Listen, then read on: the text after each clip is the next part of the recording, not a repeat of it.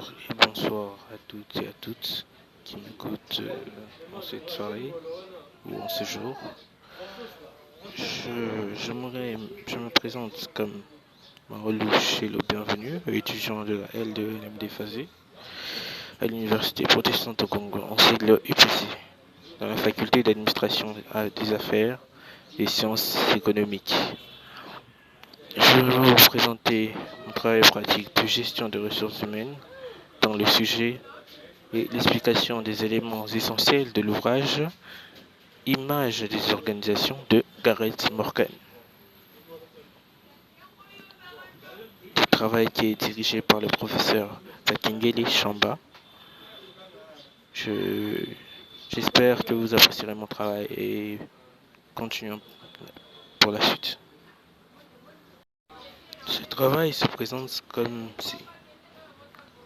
Il y a d'abord le point 1, donc présentation générale. Point 2, les 8 métaphores principales. Point 3, les forces de l'approche de Morgan.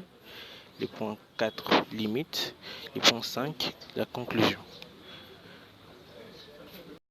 Commençons par la présentation générale. Le point 1. L'auteur Gareth Morgan, chercheur en management et en théorie des organisations. L'ouvrage qui est Image of Organization en 1986, traduit en français sous le titre Images des organisations. Les objectifs étaient de fournir un cadre d'analyse des organisations à partir de métaphores de représentation imagée, permettant de mieux comprendre leur fonctionnement, leur dynamique et leurs problèmes. On peut en tirer de là les concepts centraux de ce point de la présentation générale.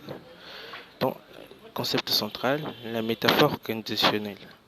Gareth Morgan considère que toute théorie est une métaphore, une manière de voir et d'interpréter la réalité. Les métaphores permettent de révéler des aspects essentiels d'une organisation, mais elles en masquent aussi d'autres. Son approche est donc multiperspective.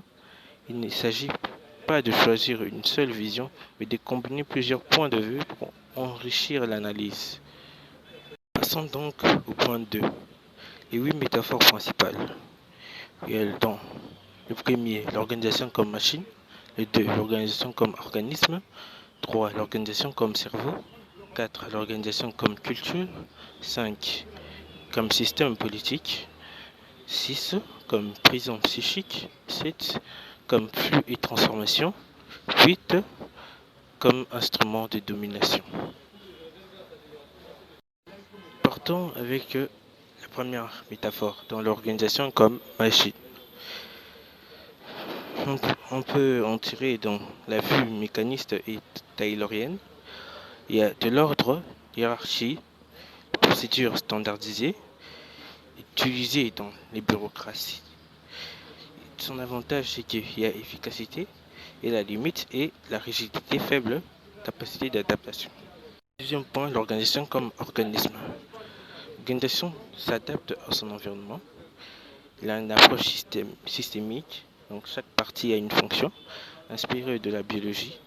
Comme exemple, on peut tirer adaptation au marché, à la concurrence.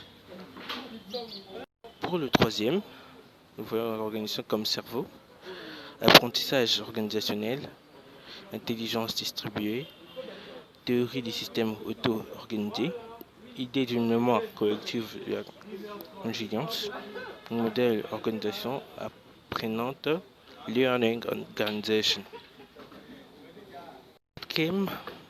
Comme culture, importance des valeurs rituels, symboles.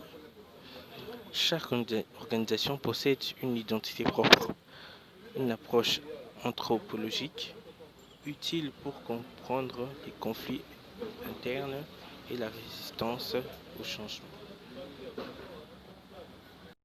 Le cinquième, l'organisation comme système politique. Jeu de pouvoir, coalition, alliance, négociation, présence des conflits d'intérêts et d'objectifs, par exemple les rapports entre les syndicats et direction.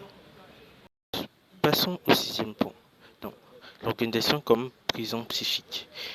On peut en déduire, l'organisation devient une prise mentale, routine, peur, comportement irrationnel, influencé par la psychanalyse et la psychologie. Comme exemple, culture d'entreprise toxique ou paralysante. Septième point, l'organisation comme flux et transformation. L'organisation comme système dynamique en évolution constante, apport de théorie du chaos et de la complexité, innovation, l'incertitude et le changement permanent sont au cœur du fonctionnement. Le huitième point, l'organisation comme instrument de domination. L'organisation utilisée pour exploiter, contrôler ou opprimer, inspirée des approches marxistes et critiques, montre les inégalités de pouvoir et les rapports de domination. Passons au point 3, dans la force de l'approche de Morgan. On voit donc là la vision plurielle. Aucune organisation ne peut être comprise à travers un seul prisme. Il est aussi utile pour le diagnostic, la stratégie et les changements organisationnels. Et encore, encourage la réflexion critique. Quelle métaphore domine notre façon de gérer? Passons donc aux limites. Le point 4. Les limites sont une métaphore simplifiée. La réalité, elle peut être biaisée. Risque de relativisme, tout est interprétation, ce qui peut rendre les décisions floues.